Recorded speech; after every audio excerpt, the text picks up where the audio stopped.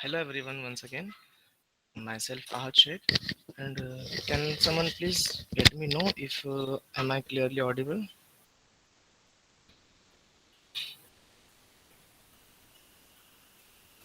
Yes, you're audible. Yes.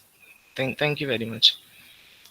Mm, so I work as an electric vehicle research associate at Elite Techno Groups, and I welcome you all to today's session, which is electrification and transmission system of a vehicle, and it's a second part of the series.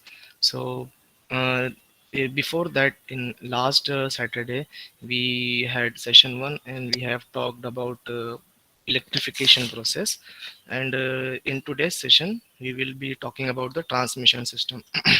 So I see there are more people in today's session, so let me give you a quick overview of what we had in previous session.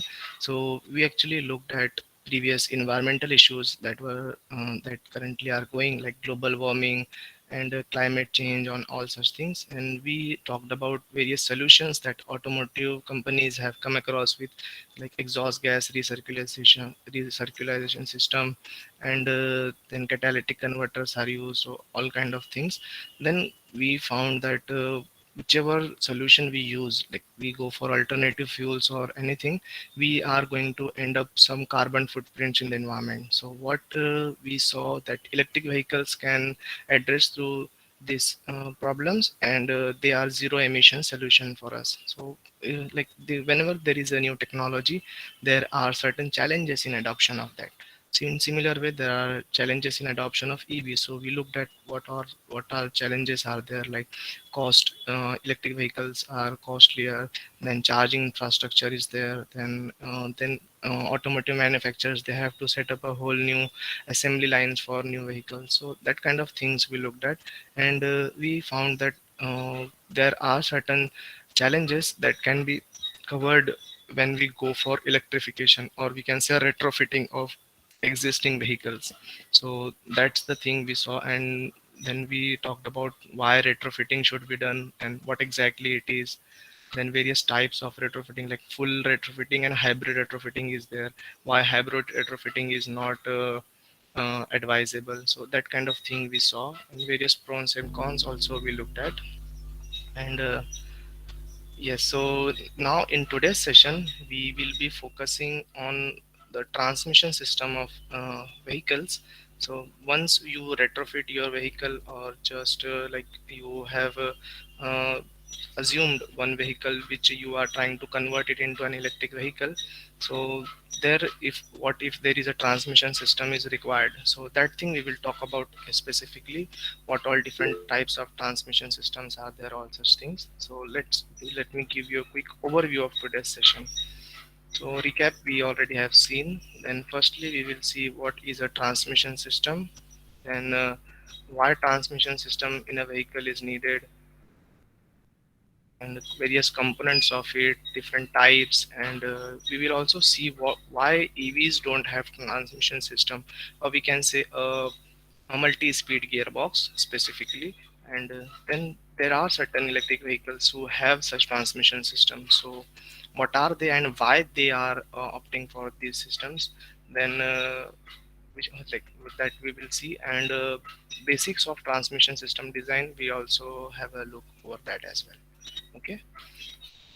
So coming to the first point, what is transmission system? So if you just go by word, transmission system, someone might think that it's a if they are from electronics background, so they might think that transmission system is a system which transmits the data, or in terms of networking. So that's not a thing. We are here talking about the mechanical transmission system. So as name suggests, it's a system that transmits. But what exactly does it transmit? It transmits the torque and power. So torque, I guess you have understanding of what exactly is a torque. Torque is a couple, or we can say a force which is required to have a rotary motion. So that's the torque which transmission system provides, and the power it transmits. So what exactly are the purpose? Why do we need a transmission system, and why somewhere we can have a power system, a power transmission system? So one of the purpose is one to transmit the one form of motion into the another form of motion. Okay, so like if there is a reciprocatory motion, we can transmit it into a translate in a rotary motion, and rotary motion can be transmitted into a reciprocating motion. So that thing can happen with various types of transmission system.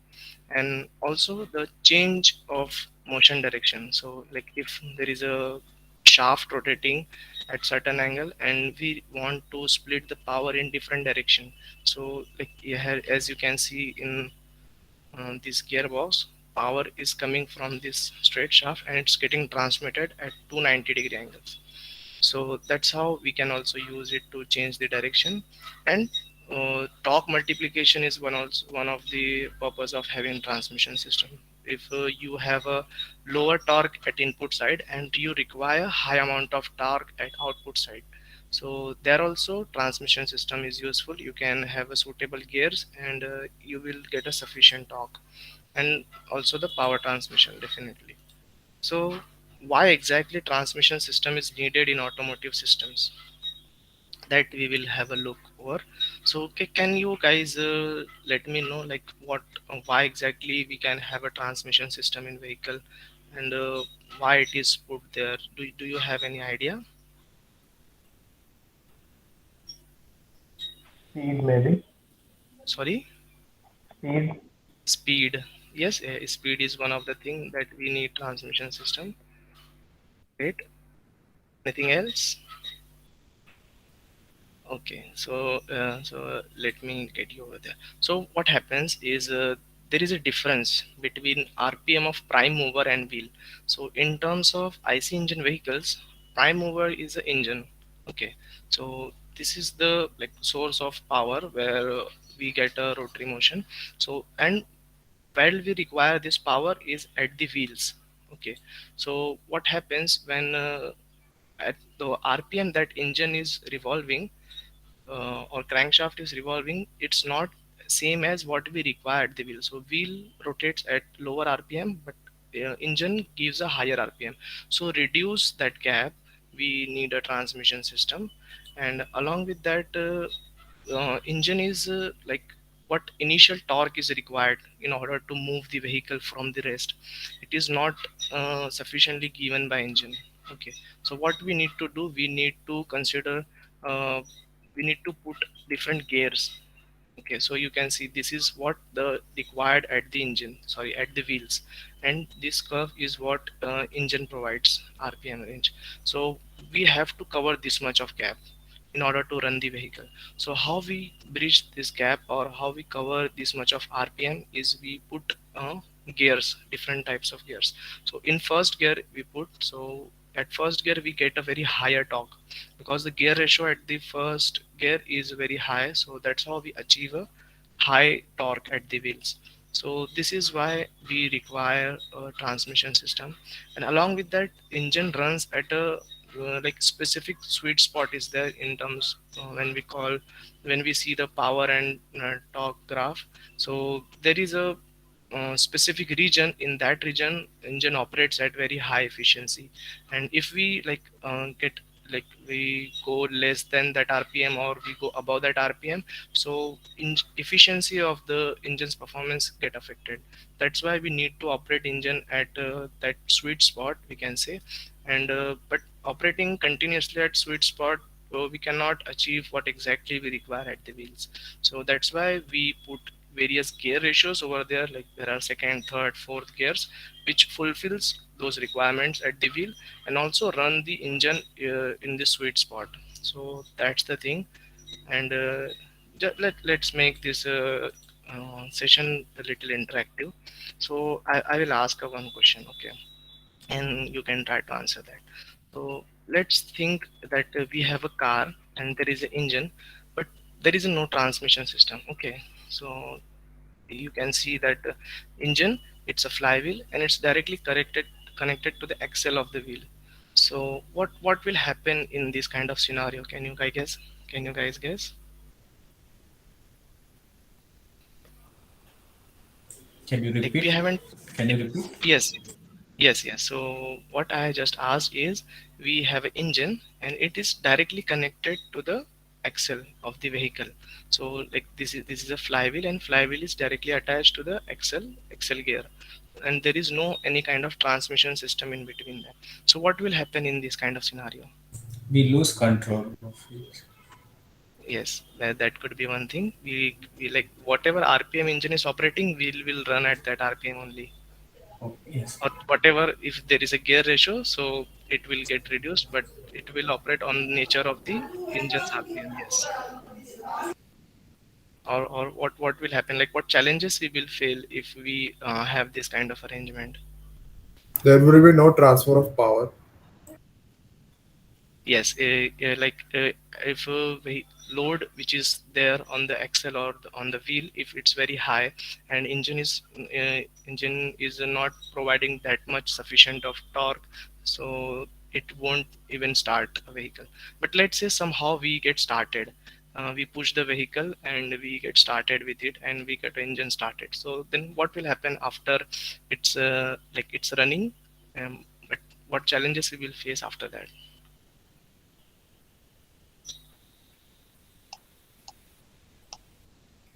Yes, More Sakib. more friction loss due to direct attachment of the flywheel to the axles. That there will be friction, yes. And Sakib is saying speed and acceleration would not be in control. Exactly, we have talked about that. And dynamic load effect. Yes, so like you guys are giving a very good answers. What will happen if like engine, as we know that minimum RPM from the engine is around 500 to 600 in most of the passenger cars. So engine will start suddenly at that RPM. So vehicle will get a huge amount of joy, and like it won't start from zero. It will directly start from 30 40 kilometer per hour of speed. And if we just get started by that, okay.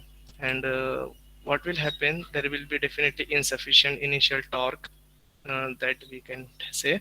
And it will operate at very low efficiency, because it will be not able, we cannot control it to operate in a sweet spot of the engine. So that's how we will have a very high fuel consumption. So like there are certain definitely many challenges that are there in, if we say this, in this kind of arrangements. So that's why we need to have a transmission system, so that we can cover all the things. Okay, so now let's just talk about what components are there in a transmission system. Okay, so like if a transmission system is after the engine till the wheels, whatever is there, that comes under the transmission system. So can you guys mention what could be there in a transmission system? Gearbox. Gearbox is there. Then like there is not just a gearbox. There are something before the gearbox also. Then there are certain things after the gearbox also. Yeah, that's the complete powertrain. Yes, exactly, exactly. Clutch is there, Pawan. Drive shaft. Relay. Yes, drive shaft, which we also call as a propeller shaft. Yes, you guys have pretty good idea about the transmission system, I guess. So this is just a overview. So let's discuss in detail what after the engine, what comes first is a clutch. So in order to get a smooth and like engage the drive system or the wheels from the engine. So in order to engage and disengage, we require clutch, and there are different types of clutch. So do you guys have idea what all are the types of clutches? So let's talk about in the next slide about that. So after clutch, we see a gearbox, and gearbox consists of main shaft and a counter shaft. So main shaft, which is coming from the engine, and there is a counter shaft which goes out of the engine sometimes, or sometimes it just helps to get the perfect ratio, and that's the thing. And on the shafts, gears are mounted. So gears could be of spur gear, helical, or in automatic transmission type we can have planetary gears as well. And then comes after gearbox, there is a drive shaft attached, and we can also call it as a propeller shaft. So under the truck, you see that there is a straight shaft which is rotating. So that's the propeller shaft exactly. And after that, there comes a differential. So in differential, what is the purpose of differential is it splits the power into the 90-degree. So whatever is coming from drive shaft, it gets splitted into two halves, and those shafts are called half shafts, which are connected to the axle, and there is a wheel. So this is how the whole power transmits from engine to the wheels. So may I know like what all different types of transmission system you guys know? Belt driven. Belt driven. Yes, belt driven is one of the type.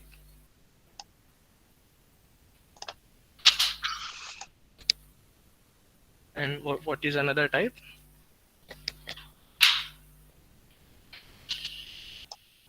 Like Using gears. mm-hmm.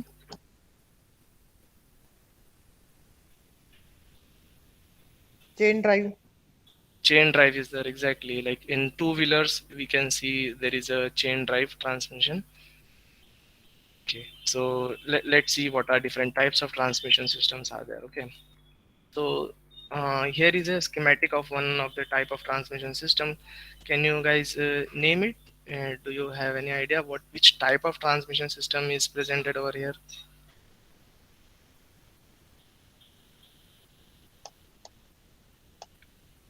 Gears. There are gears, Arjun, but this is a specific type of transmission system. So it's a manual transmission. Okay, so there are different types like manual, then automated manual transmission, then automatic transmission, CVTs are there, and like these kind of various transmission systems are there. Firstly, we will see the details of manual transmission system because it's a very like basic transmission system.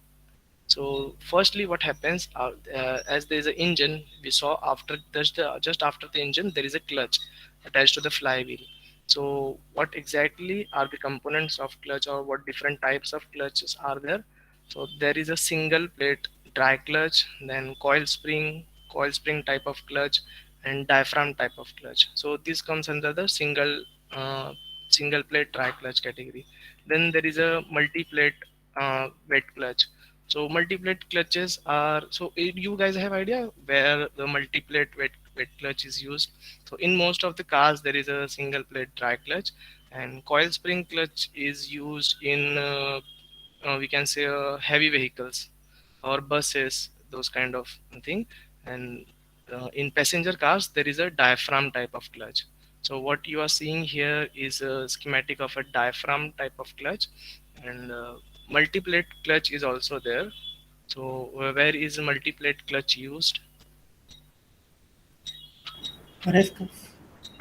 Sorry, race cars.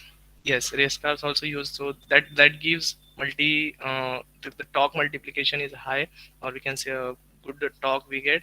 And along with that, in two-wheelers as well, there is a multi-plate clutch, and in auto rickshaws as well, there is a multi-plate clutch. So yes, based on the application, it's a little compact in size. That's why multi-plate clutch is used in two-wheelers. And single plate clutch, it gets it covers the more area. The clutch plate is bigger, so that's why we can have them in passenger cars or heavy vehicles. And after clutch there is a input shaft attached. So what you are seeing just which is coming out of the clutch is an input shaft, and this we can call it as an input gear. Okay, and after that there is an intermediate shaft. So the shaft which this gear which is engaged from the input gear I'm sorry. So this gear is connected with another gear, and the shaft which these many gears are mounted, it's an intermediate shaft. Okay, and after that the other gears which are mounted on intermediate shaft are engaged with the output shaft. So this is input, intermediate, and output. So how exactly power flows? It comes from the crankshaft to the clutch, then it comes to the input shaft. Input shaft is connected with intermediate shaft, and based on which gear you are running your vehicle at, so that gears only transmit the vehicle to output shaft. So if you are at first gear, so this is the first gear. Input gear is very small and output gear is large. So this is how you get torque multiplication, and you can start your vehicle. And at very high speed, you require less torque. So this is how output, sorry, intermediate shaft gear is a bigger gear, and output shaft gear is a smaller gear. So this is how you get a higher RPM as output shaft. And you can see there is a small yellow gear over here, so this is a reverse gear. What will happen if this is moving a clockwise direction? It will move in anti-clockwise, and as these all gears are mounted in on the same shaft, they will also rotate in anti-clockwise. Then when it is transmitted to output shaft, it will run again clockwise direction. So, and in order to get opposite motion, we need to add another gear, which is a idle gear or intermediate gear, idler gear we can say. And this reverse the rotation of output shaft. So this is how we achieve the reverse gear.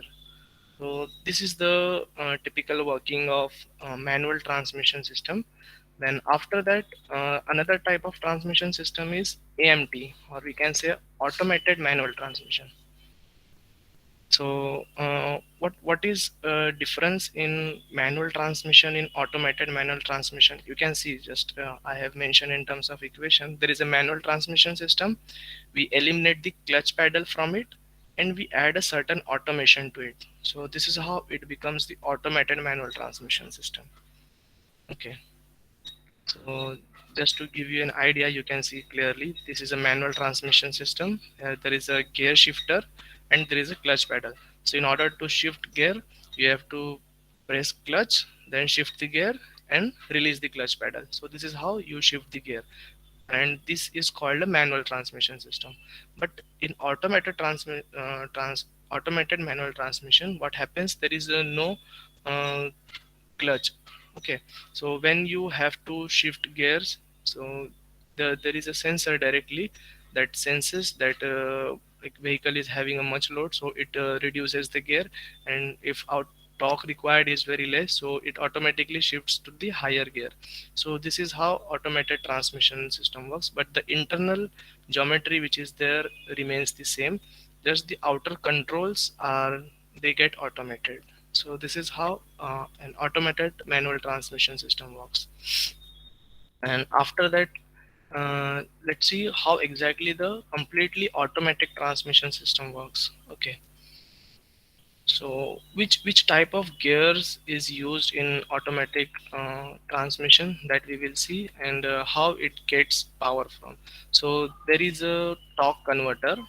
There is no clutch thing in automatic transmission system. After the engine, there is a torque converter directly attached to that, which has impeller. You can see impeller is also called as a pump, which is connected to flywheels. Okay, though it is located at opposite side, but it is connected with flywheel. And there is a stator in between the turbine, or we can say, yes, the turbine and the pump. There is a stator. So how power exactly flows is, there is a fluid under this whole assembly. So what happens when engine rotates, that fluid get revolve that fluid revolves inside the impeller, and it gets pushed away, and it also runs the turbine. So this is how the torque transmits. And what stator does is it multiplies the torque.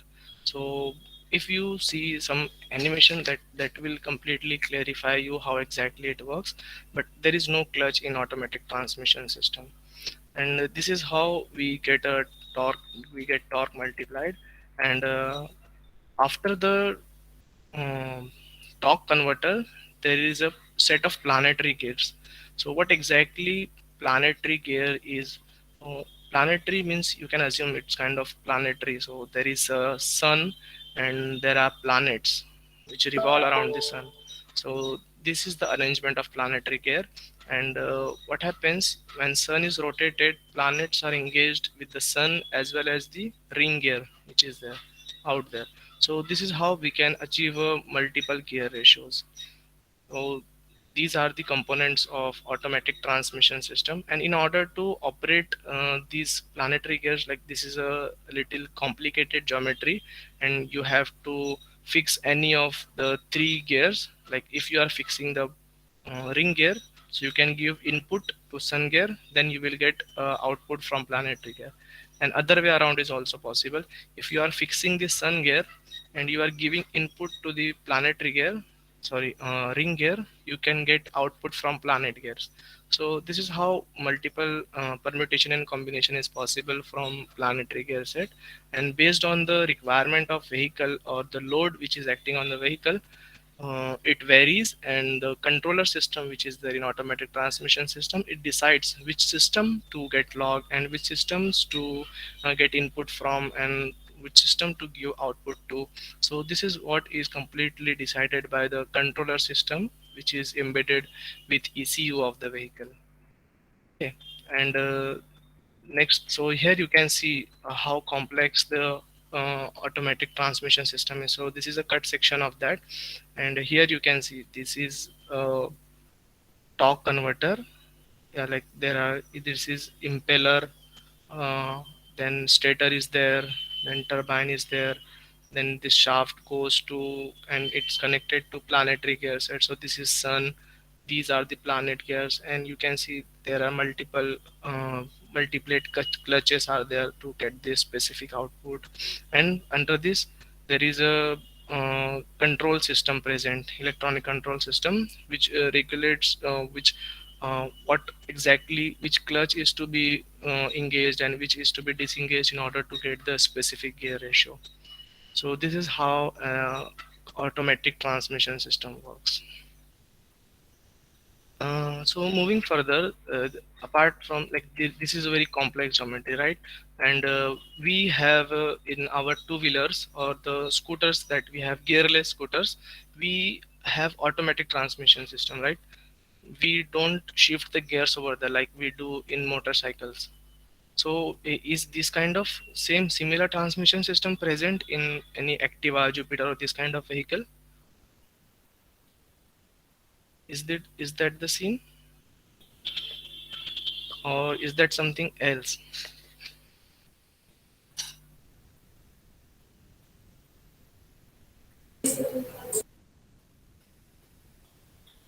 Maybe it's different. Sorry, It maybe it's different. maybe it's present. No, actually, this like can you assume this is the very big assembly, and it cannot be fixed under a small scooter. The whole we have to remove the whole engine compartment and all such things. So this much bigger automatic transmission system cannot be fit in our scooters. So there is a different type of transmission system which is used in scooters. So you have any idea about that? Which is there? So we have so there the scooters will be having Hmm? uh, run in constant RPM Mm-hmm. provided by engine, sir. We have certain type of transmission there. Exactly. There is a certain type of transmission system, and which automatically gets to the what exactly required at the wheel. Yes, yes. Bhupen and Karthik, correct answer. So that's a CVT. So you guys know what CVT is? Or just let's talk about the firstly what is the full form of CVT?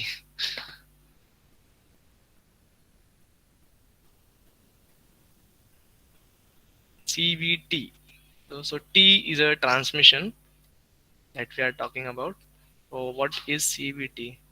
Continuous variable transmission. Yes, correct. Abhinav. Yes, that's the correct answer. CVT is a continuously variable transmission. So what are the components of CVT? How does it work? Let's have a quick overview of that as well. So what is there? There are pulleys, conical shaped pulleys are there, and there is a belt mounted over them. So this belt could be of rubber, and sometimes in like in four-wheelers it has to be very robust and strong. So metallic belts can also be used, flexible metallic belts. So that's the thing. And inside the pulleys, so like these are the pulleys, okay. and they are movable. So how they exactly move is they come closer and they go go apart.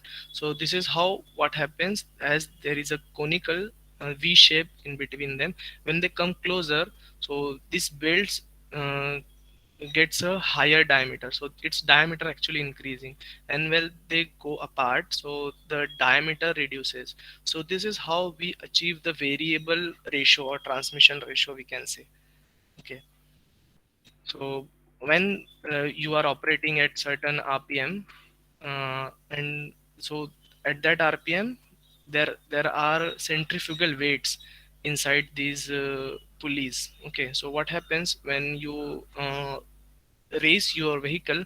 Those centrifugal weights, they exert a centrifugal force on the pulleys and they move apart. Okay, so there is a certain mechanism present inside these pulleys that makes them go apart and let them come closer. So based on what RPM you are, how much race you are giving, that decides the how far these pulleys will go, and that's how we get a variable gear ratio. And like infinite gear ratios are possible, because at different diameters you will get different gear ratios, and it's not a fixed thing. Okay, so this is why it is called continuously variable transmission. And now these all types were about IC engine vehicles. Okay, so there are more types of transmission system as well, but this much is enough to understand what all basic type of transmission systems are there. So now let's just talk about electric vehicles. So we have talked about IC engine vehicles, but what happens in electric vehicles? So let's have a little interaction. What are the difference while you look, yeah, if you are looking at specs of IC engine vehicles and electric vehicles? Okay, so like there is a Tata Nexon EV and Tata Nexon petrol. So what all difference you will find in the specs of that? Like from outer side it looks similar, but when you go under the hood, what is exactly the difference among them, between them?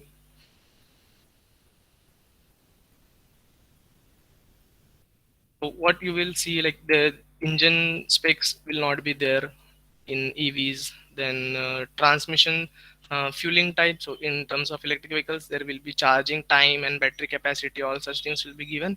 And in terms of IC engine vehicles, the fuel tank capacity and mileage, all those things will be given. And what another difference you will see is a transmission type. So in petrol or diesel variant, you will see multiple types of transmission systems are available. Like there is CVT, automated manual transmission, and all such things that we saw. So different transmission types are mentioned in IC engine vehicles. But when you buy electric vehicle, you don't see any kind of transmission type option in the specification. So why exactly is that? And like there is a no transmission system basically when we talk about electric vehicles which are there currently in the market. Okay, so why it's there? Like why EVs don't put a manual or automatic transmission system in the vehicles? Why is that?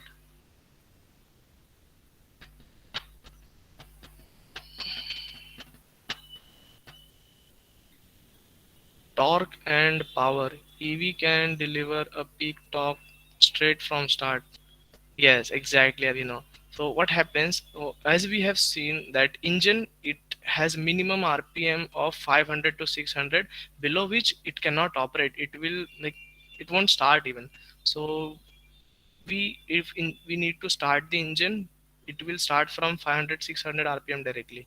But what happens in terms of uh, electric motors, they give a very peak torque, or we can have a very huge torque from the 0 RPM itself. So that's why we don't need a transmission system. Okay, so here is a torque and speed graph of a electric motor. Here you can see there is a peak torque. If we say that typical motor gives is around 70 to 80 Newton meters. Okay, and it's constant and it's available from the 0 RPM itself. But what was there in terms of engine, it started from somewhere 1000 RPM and it gradually increases. But that's why we needed to cover this gap between the engine rpm and the wheel rpm, right, which is required. So but we have this available in from 0 rpm itself in terms of electric motors. So this is why we don't need a first gear, or we can say a multiple gears, multi-speed gear in electric vehicles which are there out there. And once like vehicle starts running, the requirement of high torque reduces, and same thing happens in operating electric motor as well. Once they have crossed certain rpm, which is called a base rpm, after that rpm their torque starts reducing gradually, and which is also not required at the vehicle's point also. So this is something that we wanted from prime mover that we require. And engine, in terms of engine, it's not there, like it's increasing at certain point and it decreases rapidly. But in terms of electric motors, it gives a very much good performance based on the requirement that we exactly have. So that's why there are no transmission system, and we don't need to shift to first, second, third gears in evs. Just press the accelerator pedal and you will get started. So this is why evs don't have a transmission system. But there are certain electric vehicles which have transmission system, or we can say uh, where we can shift gears in those evs. So why they are putting, like there are advantages of having electric motor, as we have seen. It gives a good torque at 0 rpm itself, and it gradually reduces. But still some of the ev manufacturers, they are putting transmission system, or we can say a multi-speed gearbox in their vehicles. So what exactly is the reason? Can you guys give a little thought to it?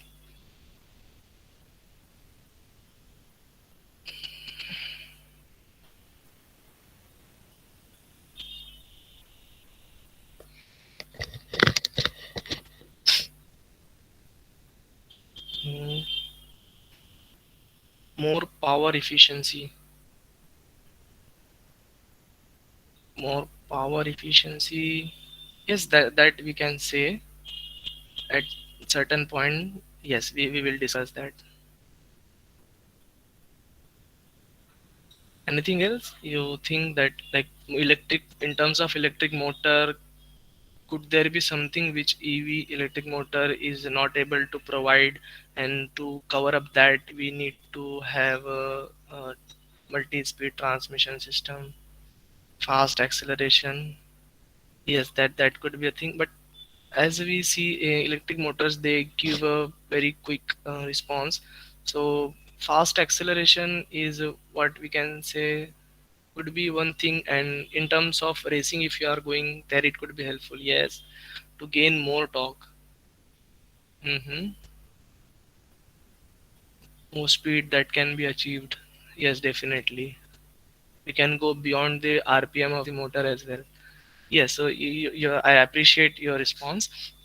Let's see why some evs have transmissions. As we were talking about sweet spot of the engine, right? So what happens in terms of electric motors as well, there is a certain region, okay, which is called an optimal operating region. At that region, motor operates at very high efficiency. Like whatever input you are giving, it's around 95 to 98% efficient in that particular region. And it will be great if we operate the motor into that particular rpm only. So we can, like, in terms of electric vehicles, the range is a very big anxiety, right? And range completely depends on the battery pack capacity. And when we can have a endorsed or the good range from electric vehicle, when all the components which are present in vehicle are consuming uh, very less electricity, or the electric power we can say.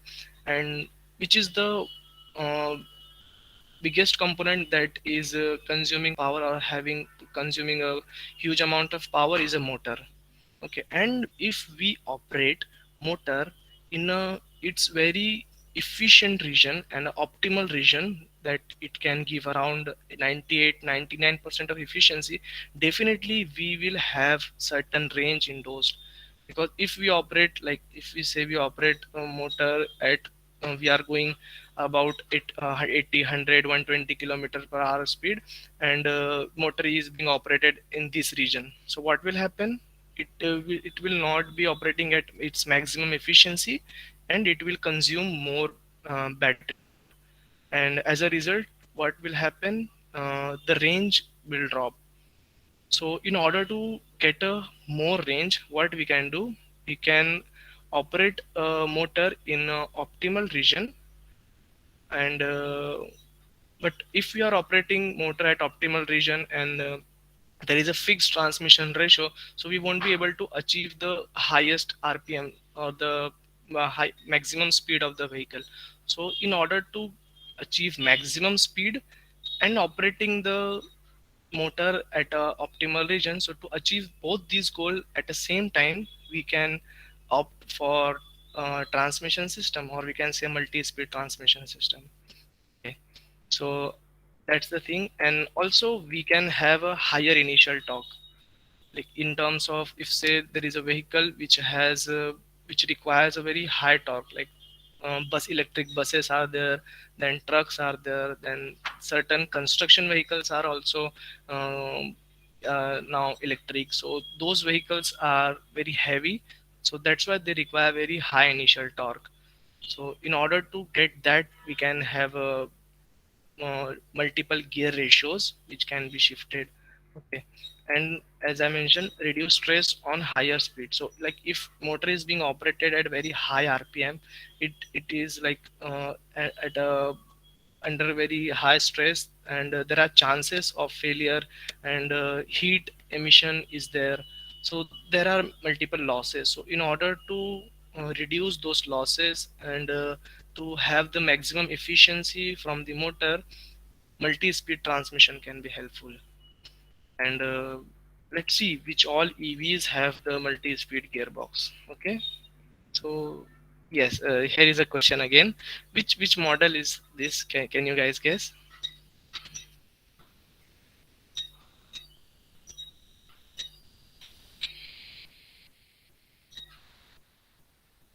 Porsche Taycan. Yes, yeah, right, Sri Siaram. There's a Porsche Taycan, and it's an electric vehicle which has a multi-speed transmission system. So yes, so you can see Porsche Taycan is the first production electric vehicle which has a multi-speed gearbox. So it actually has multiple motors, one motor on the front axle and one motor at the rear axle, and the motor which is at the rear axle has two gears which can be shifted automatically. So based on the requirement or the load which is there on the vehicle at initial, like starting of the vehicle and at higher RPM, so it automatically shifts the gear, but there is a two-speed transmission system. And along with that, after Porsche, as I was saying, the buses or trucks, they are very heavy and they require very high torque in the initial stage or the starting phase. So that's why buses. So there is a Proterra, which is a electric bus manufacturer. It has a two-speed transmission system which is provided by Eaton. So Eaton is a very big automotive supplier company. They work in this domain, and Proterra has equipped their vehicle with this transmission system.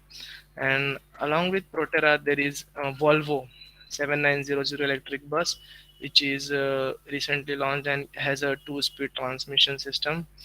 And there are trucks from Volvo. So Volvo is very advanced in terms of making heavy vehicles or safe vehicles, we can say. So its trucks are also equipped with two-speed transmission system. So it's not like all EVs are not having any kind of transmission system. We have seen that there are passenger car as well, like from Porsche. Then there are buses, trucks. They are equipped with multi-speed transmission system. So that can be there. Okay.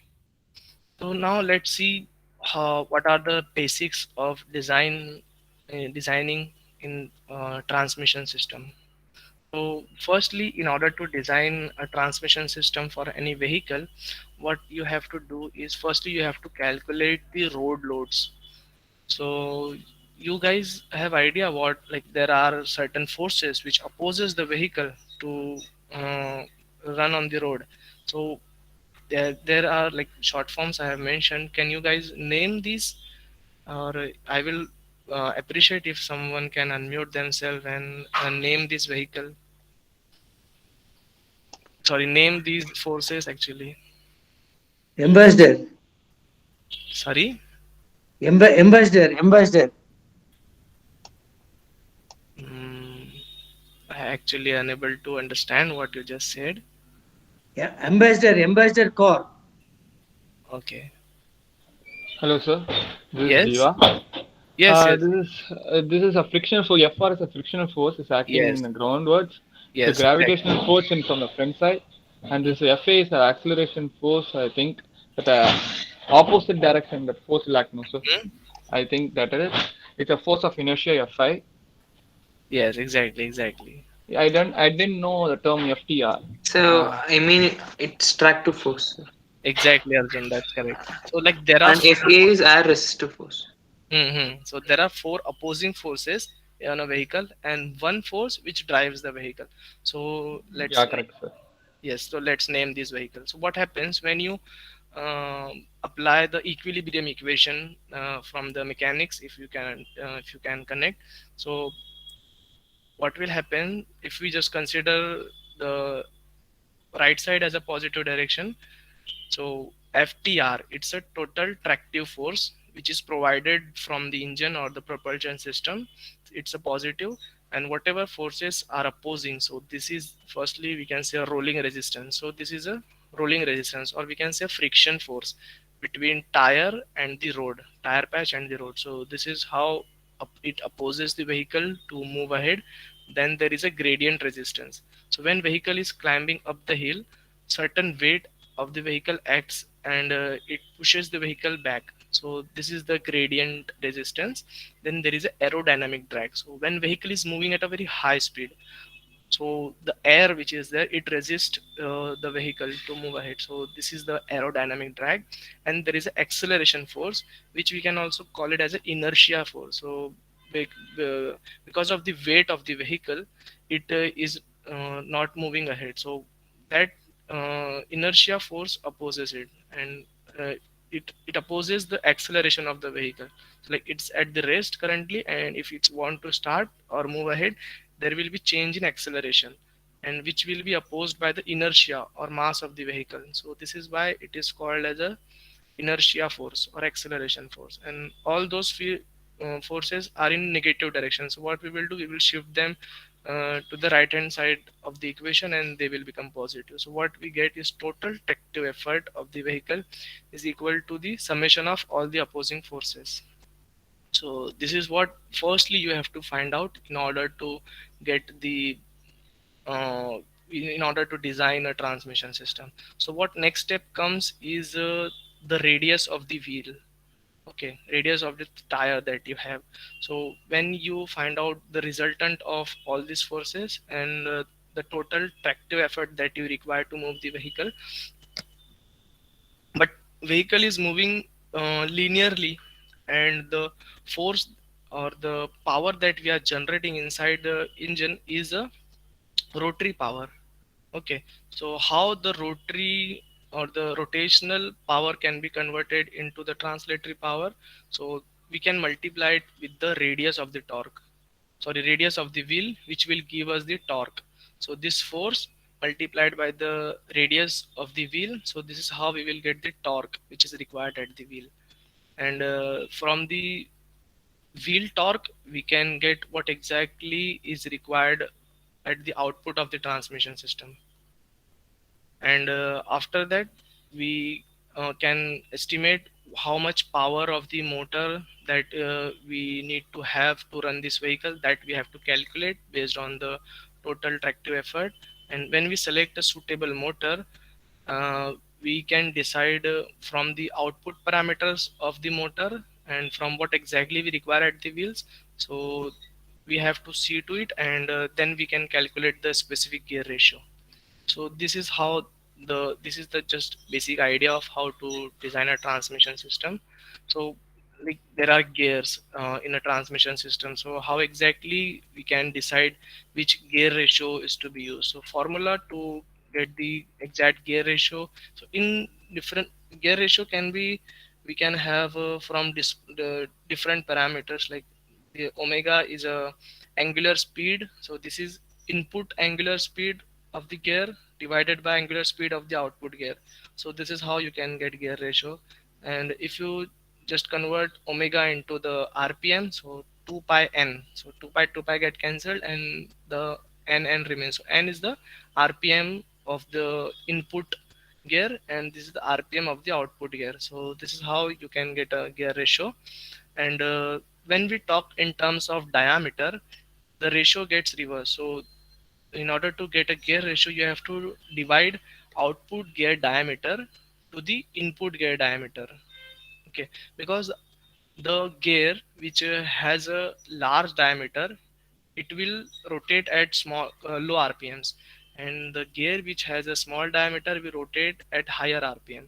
So this is what makes it directly proportional and inversely proportional. And in terms of torque as well, the gear which is having a larger diameter will have a huge torque or the large amount of torque, and gear which is small will give a small amount of torque or a lower amount of torque. And same goes for number of teeth as well.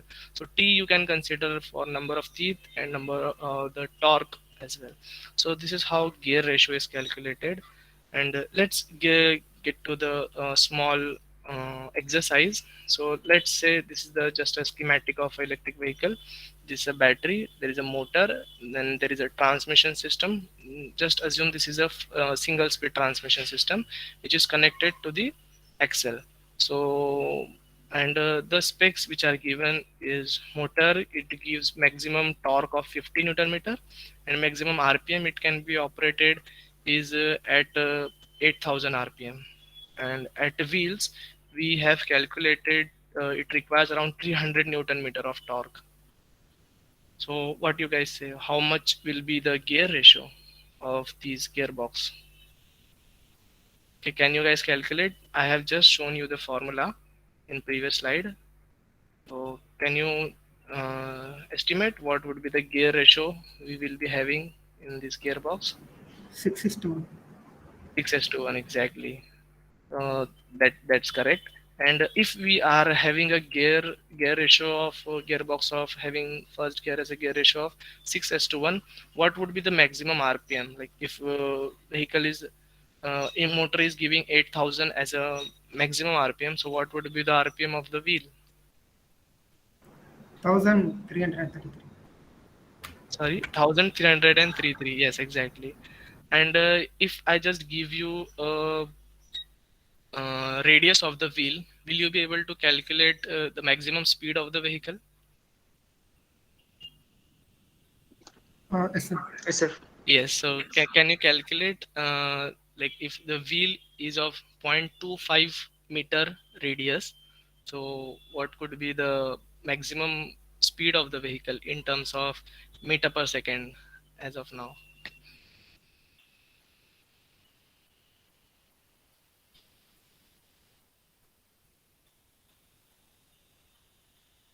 Six thousand two hundred eighty-three. Sorry.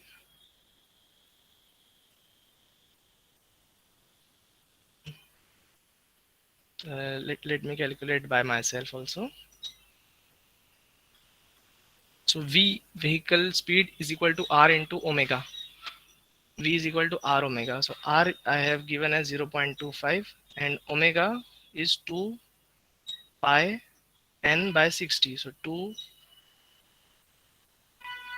into 3.14. N we have taken as 8000 from the motor divided by 60. Sorry, so we will consider the RPM of wheels, okay, not the motor. So it's 1333. So it comes around 34.88. So yes, someone has mentioned 35. So it will be 35 meter per second. And if we convert it into kilometers per hour, so it will be 125 kilometers per hour. So yes, that would be a thing. So with using this motor and having a 6s to 1 gear ratio, if vehicle requires initial torque which is less than or equal to 300 newton meter, we can opt for this gear ratio, and by just one gear ratio we can achieve around 125 kilometers of hours of speed. So that is the sample calculation that we have just performed. So yes, that was it for today's session. Let's get an overview of what exactly we had learned today. So firstly, we saw what is a transmission system, why it is needed. Like we saw the engine, it operates at a sweet spot and has a very low, um, like a very low torque initially. So that's why we need to have a transmission system. We also saw various components of the transmission system, clutch and propeller shaft, differential, all such things. Then why, different types of transmission system. We saw CVT, automatic, manual transmission system. Then we saw why EVs don't require transmission system and why some of the EVs have transmission system. So that's the point actually we have seen. And along with that, EVs, what are the electric vehicle manufacturers who are putting multi-speed transmission system in their vehicle?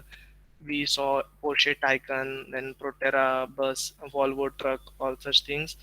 We also learned some basics how we can design a transmission system. So let's, like, as I mentioned earlier, as in the beginning, we this is a series of sessions. So what in the next session what we will do is we will take one vehicle model. So next session will be focused on a case study, and we will take one model, one vehicle model which has to be converted into an electric vehicle, and then we will calculate various loads on that. So we have seen what forces acts on a vehicle, but how exactly to calculate those loads, and what factors that affects those road loads, so that we will think, with that we will see, and we will solve these forces using MS Excel or Google Sheets, which is a very primitive source, and everyone can have that, and we can calculate all these forces in MS Excel or Google Sheet. So after that, we will calculate which motor we can use, what battery sizing we will do, how much voltage of battery we can have, and we can put in that vehicle. And lastly, we will calculate the transmission box or gearbox parameters for that vehicle. Okay, so this is what we will do in the next session. So if you guys have anything to ask about today's session, you can please mention.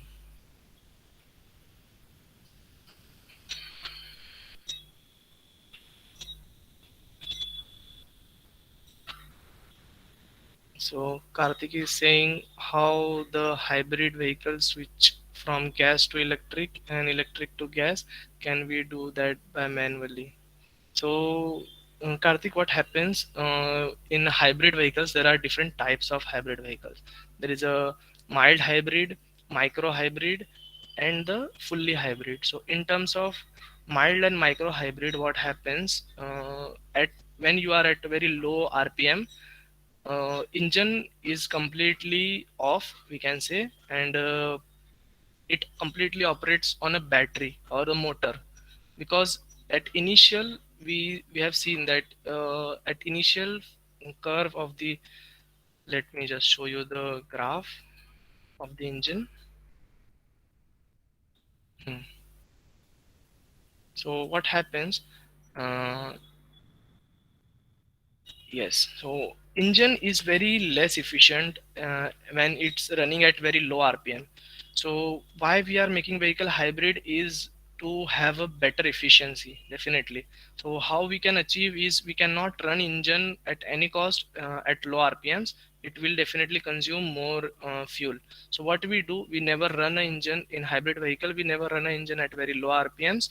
rather we operate vehicle completely on electric motor. So when vehicle starts and it reaches certain speed like 20 kilometers per hour at that kind of speed, so it switches to the engine, then motors they regenerate the energy and engine it completely operates the vehicle. And when we go for very high speeds, what happens, both motor and engine they run simultaneously in order to provide the maximum power. So that's how the hybrid system works. And manually in fully hybrid vehicles we can do that, but in micro and mild hybrid vehicles it's not possible. It completely is operated with ECUs. Shreyash has raised hand. Yes, you can, Shreyash, you can, if you have question you can please mention. Karthikeyan is saying when is the next session. So yes, next session will most probably on next Friday. Okay, so and next session we will, as I mentioned, we will talk about that. Can electric vehicles and solar power plant will be a good combo in future? What will be the impact of it? Yes, definitely, man. Like if we are making electric vehicles and running on them, so like firstly I will answer these questions. What I will do, I will yes, just after that question we can see. So what we are moving to electric vehicles is to reduce the pollution, right? That's the main concern. But if we are generating electricity from conventional resources like coal and gasoline, all such stuff, so we are not having pollution in cities, but we are making pollution at somewhere else, right? So which is not a good thing. When electric vehicle, using electric vehicle will be effective if we are having electricity from a renewable resources, then only it will make a good benefit or good impact out there. So having solar powered vehicles or solar powers and wind turbines and all such stuff, so definitely renewable energy, it will help to get a good future.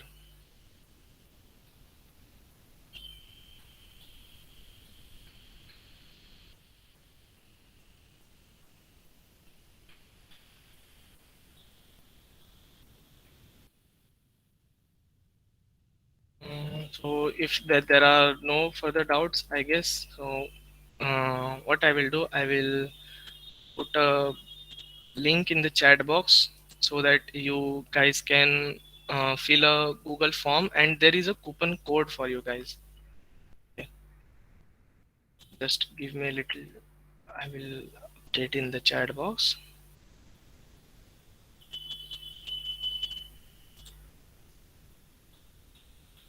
Yes, it's there in the slide itself. Yes.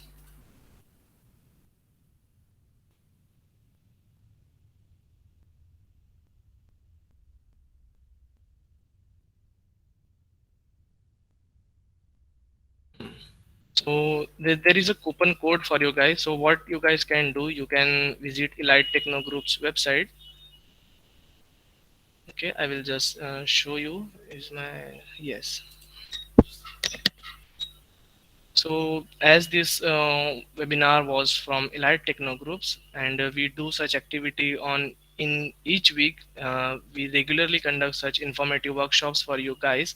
But just attending these workshops won't give you a complete idea about what exactly is required there. So in order to learn more and grow more and to have a skills which you need to get ready for industry, you need to learn many things out there. So uh, we are providing various courses, online courses for you guys. And in terms of electric vehicle, you can see we currently have two courses for you guys.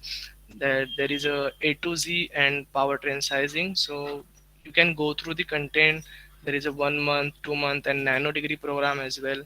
So you can see the course structure, what exactly is covered. You will learn how electric vehicles are different from IC engines. Then there is a different architectures of electric vehicles, how battery thermal management system works, how battery management system works, and what are different types of motors. So that things you will learn, and along with that you will also work on various projects. So you will model some vehicle architectures, and you will work on different battery parameters estimation thing. So these kind of projects you will learn, and you can by learning these things you can make your own projects out there, which will be helpful to get you work into the electric vehicle industry. So I have put the uh, promo code over there. You can go and click on register now, and if you insert that promo code you will get 20% discount on each of the course. So, and there is a specialization program as well we are coming up with. So that's the thing. So this will give you complete overview of electric vehicle, but specialization program is a year-long program you guys can have. So while you are into your undergraduation, you can master in some of the domains. So like there is a electric vehicle specialization program you can learn when you are in your third year or final year of engineering. If you enroll these programs you will learn the complete things about electric vehicles in a very detailed manner. Okay, and you will work on multiple projects, like 10, 20 projects are there in order to make you apply those skills and to make you exactly the industry ready. So these projects will be industry oriented and designed by the people who work in those domains. So this is how you will learn so much of skills in 1 year of these programs. And yes, you can go through the website. It's Elite Techno Groups and enroll yourself in there.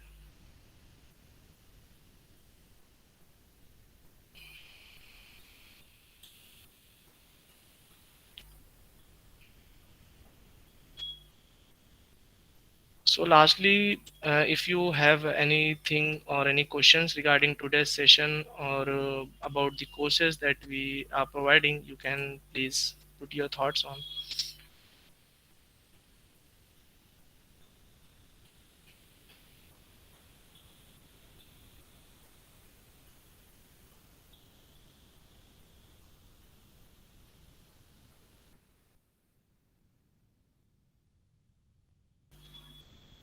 And for people who are watching on YouTube and Instagram, the link will be shared in the description so that you can go fill out that form and you can get a free counseling session from us where our mentor will guide you to select suitable domain of course that can be helpful for you.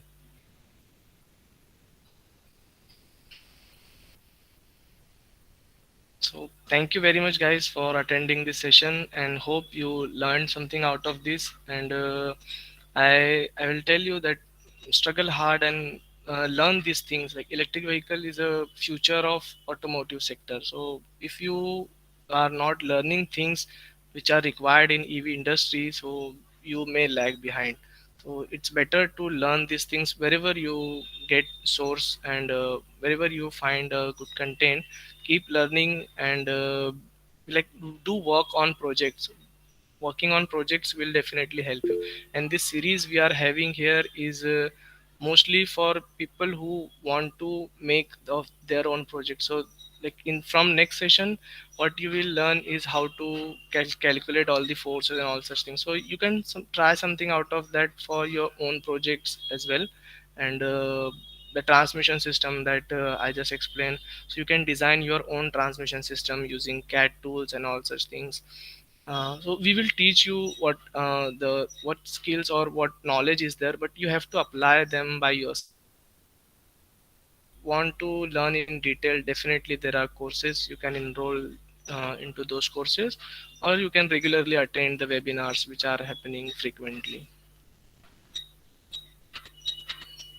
Okay, so I guess we have took a lot much time, and it's time to say goodbye. Thank you very much, guys, for attending the session, and hope you guys will come in the next session, and we will have a detailed calculation and all those parts in the next session. Thank you for attending today's webinar. Keep learning, keep exploring.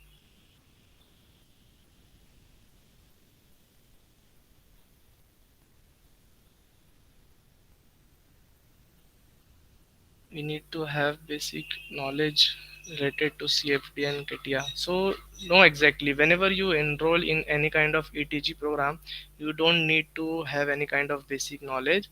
You will be teach from the very basic and very scratch, like you have no idea about that thing. But considering you are engineering students, you should have some of the basic ideas.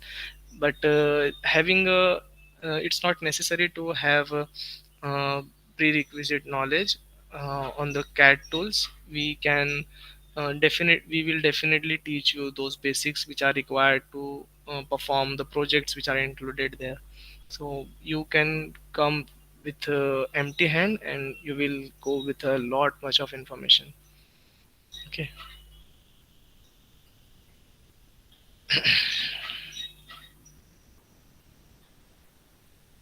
Yes, thank you, Anuv. Abhinav.